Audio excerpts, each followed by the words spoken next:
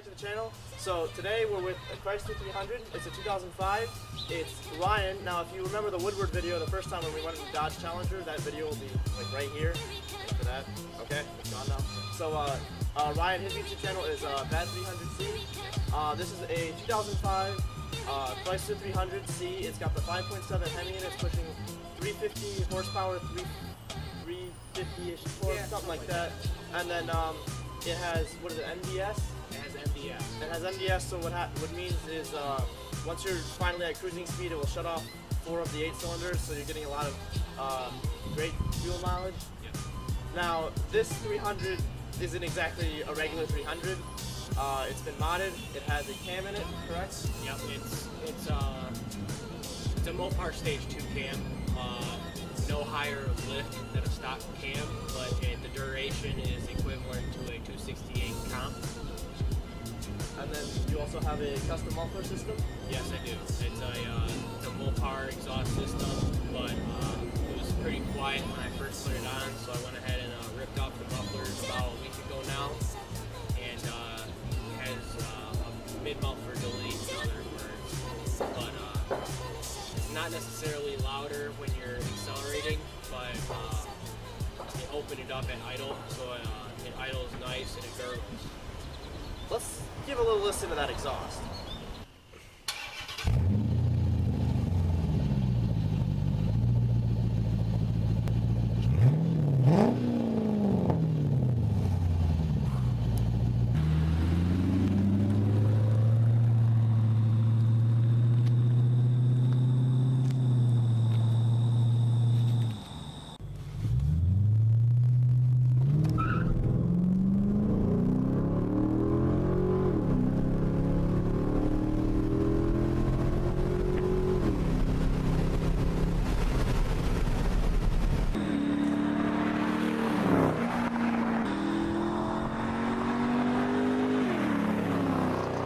So for engine modifications, you said you had a cam in it. Yep, small cam.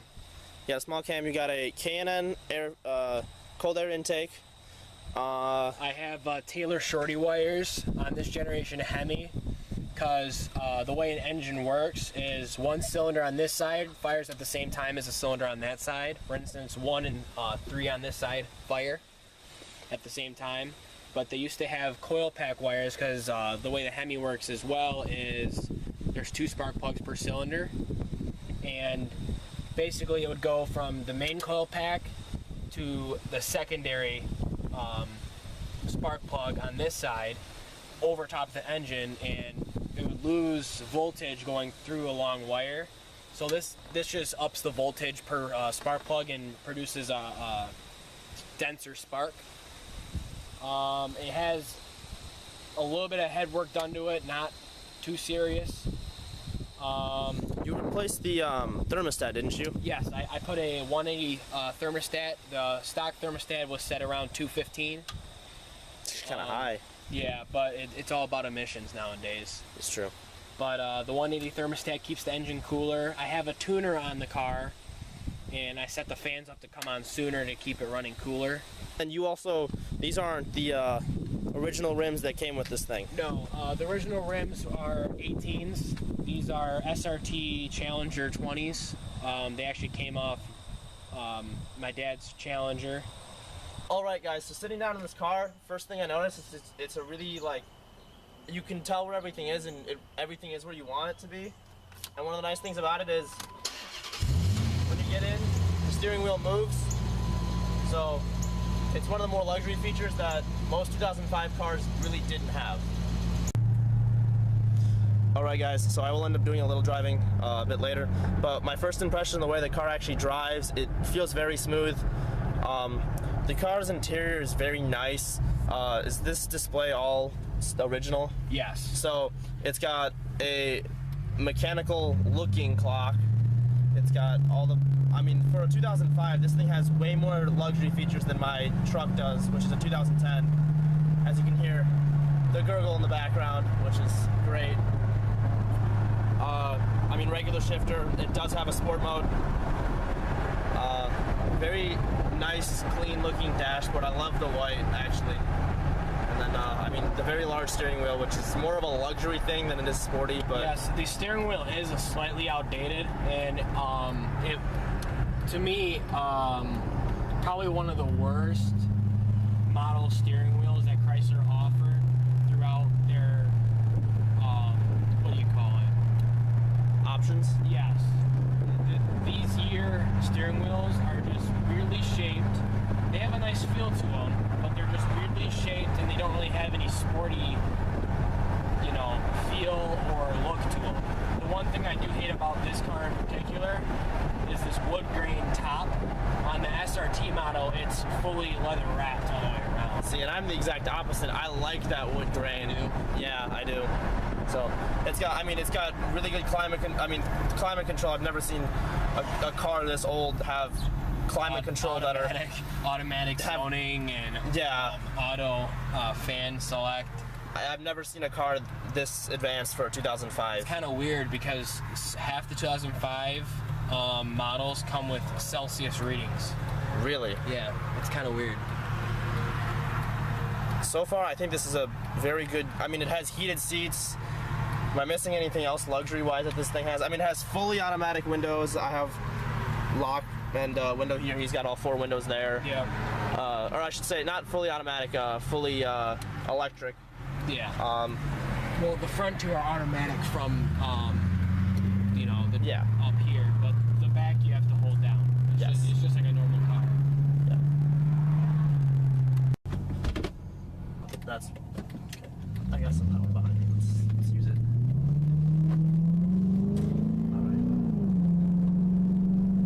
So for initial drive, like this is like one of my first impressions of actually driving this vehicle. It's really smooth. It shifts very nicely. It's not harsh in any way, especially for a 2005, which is very nice. I love the shifter.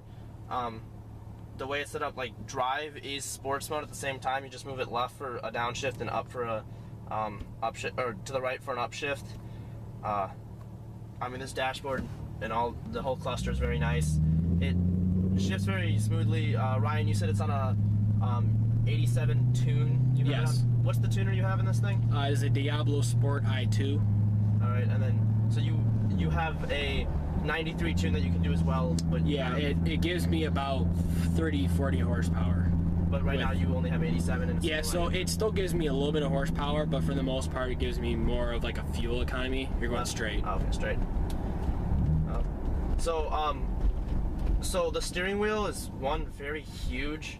I know you don't like it, but I like the wood grain right here as opposed to leather, just because when my hands get sweaty, it feels really it just doesn't feel good.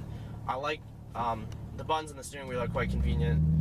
The one thing that I don't like is you have the cruise control, which I don't know if they can really see. Yeah, so basically the reason for that is Mercedes at the time owned Chrysler. Right. And that's the Mercedes in 05, that's what they use at all the Mercedes. In other words, this car is basically a Mercedes S-Class with Chrysler badging on it.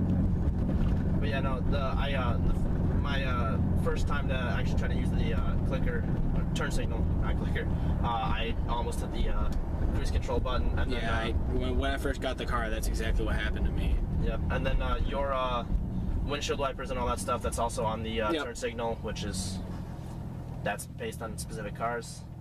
It's not bad. One of the things I didn't mention, an initial walk-in, the mirrors are they both auto dim on the side? Yes, they are both auto dim. Both of the side view mirrors are auto dim, as well as the rear view. As well, that's normal. So, and then they fold down when the car goes in reverse, so that you can see the ground, because you still have the rear view mirror to see behind you, because it doesn't have a backup camera, which is very rare for a car in general to have mirrors that fold down, not fold down, roll down. Yeah, tilt down. Especially for a 2005.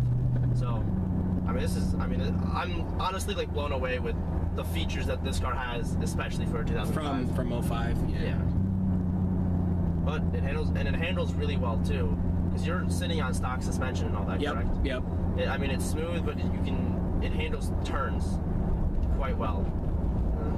Well, this car is basically a Dodge Charger, and some of the Chargers stock, you know, they've taken them out to circuit tracks, and they do fairly well. It's not racing suspension by any means, but it does fairly well.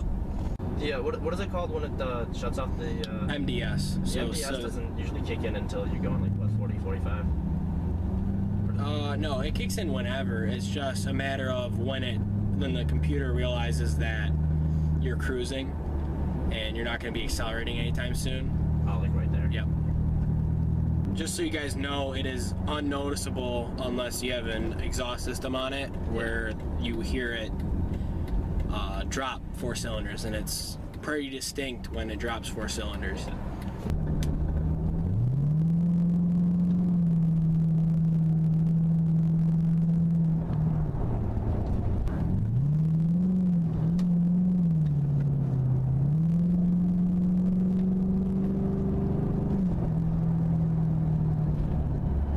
I don't know if it's Chrysler 300s in general because they're more luxury, or if it's your brakes specifically. The brakes are a lot softer. They're not very touchy. That's all Chrysler 300s. Okay. Well, except for the new ones. The new ones, you barely have to tap the brake for it to like stop. Yeah, no, because I mean, like normally when a car has very soft brakes, it's usually extremely touchy. Yeah. Whereas this thing, it does actually take a little bit to push it. So, seeing as you've driven this car significantly more than I have, obviously, yes. What are some of your, what's like your top 3 favorite things and bottom 3, like what's your top 3 worst things? Top 3, 1, it's a Hemi, ton of power, ton of torque. 2, the looks. I absolutely love the body lines on this car. I like the body lines on this car better than the newer 300s. 3, I gotta go back to performance. Same with number 1. It's just, I mean, like, it is best of both worlds. I mean, like, it's luxurious when you want to cruise it, and great on fuel, and when you lay into it, and it opens up for sure. I have taken out to the drag strip at Milan, and so far the best pass before I tuned it and all that stuff was a 14.6 at 94. Damn. And then what are your 3 least favorite things? Definitely number 1 has to be that steering wheel. I mean, it's huge. Well, it's not the size, it's just that wood grain up top, and the accents on the door handles, like the grips on the side, those are the wood grain too, and then the shifter as well has that wood grain. Yeah. I'm not a fan of that. I'm not a fan of that wood grain at all. What's number 2 other than the wood grain? There's really not a whole lot bad about this car. The grille, I'm not a fan of the grille that's on the car. To be honest, the last thing is the stock light setup. It's got those orangish yellow, you know, the stock halogens. Yeah. And I'm not a fan of those. So my top 3 favorite things are obviously 1, the power is fantastic. The interior, like this car, is very luxurious, especially, I've mentioned it a million times, but especially for 2005, but this is better than some of the cars that I've been in, and I've been in many different cars, and it blows me away. I would say that this is like, if I were to compare this to any car now, I would say that this is at like a new Buick, like a brand new Buick would have these kind of features. I don't know, another thing that I really like about this is the way that it handles. It handles very smoothly for the power or for just the cruising. Yep. One of the 3 things that I really hate are, personally, I'm not much of a fan of this body style. I'm more of a fan of the new body style. Okay. I hate the turn signal placement is so, because of where the cruise control is. Yep. It's very uncomfortable. I don't know if they can see that. This right here is just very uncomfortable. Yeah. And then honestly, the sight out of this thing is a little bit more restrictive than I would think it is. You're talking about like the B pillar or the C pillar? Like, I mean, just the whole. I mean, even the whole like for the car being as large as it is and as tall as it is. I understand that it is a car, but the size of the rearview mirror and how far forward that this front end is right here. Yeah. It moves so much farther forward. I couldn't even see that light. There was a light to the side that I knew for a left turn. There's definitely some sacrifices with every car that you have to make. I mean, do like this car. I like it significantly more than I honestly thought I would. I obviously drive a Ford, and you kind of gave me crap about it. So his face isn't being hidden from the camera anymore. He's not sitting in the back of his own car, which again, thank you by the way for that. So like I said at the beginning of the video, his YouTube channel is Bad300C. Yep, it's in the description, guys. Yeah, go and stealing my lines. So yeah, subscribe to him. He's got some pretty good content. He's just he started his YouTube channel very recently. That's the word. About actually 2 weeks ago. 2 weeks ago, as of today, which when the video goes up, who knows when that will be. But yeah, so his channel is very new. He's growing quite fast for a brand new channel, but he's got some good content, so you should check out his videos. Like I said, I like the car. It surprised me a lot more than I thought it would. As he mentioned before, it was owned by Mercedes, so it has a lot of Mercedes type features in it, but it also has a lot of Chrysler like features in it, and I think it has the best of both worlds as well, just like he said, for economy and power, and with the fact that he's cammed it and put an exhaust on it, and tuned it, it is way more fun. By the way, that click was he put new lifters in here, so that click was the lifters decompressing. Or compressing. Decompressing. Yeah, it will eventually go away. They just have to break in a little bit. So that, I mean, problems with modding your car, guys. So that's why if I ever mod, my mods are all going to be cosmetic to my own truck. But hopefully that changes if I ever get a second car. But like I said, it's a really nice car. There are a few things that, you know, I don't like. No car is ever perfect. I also have my own personal tastes. But it's a good car. If you like the video, please give a like. Click right here over the grill, the ugly grill that we both hate. Right there, you can click to subscribe to my channel. His channel will be in the description. I will see you guys next time.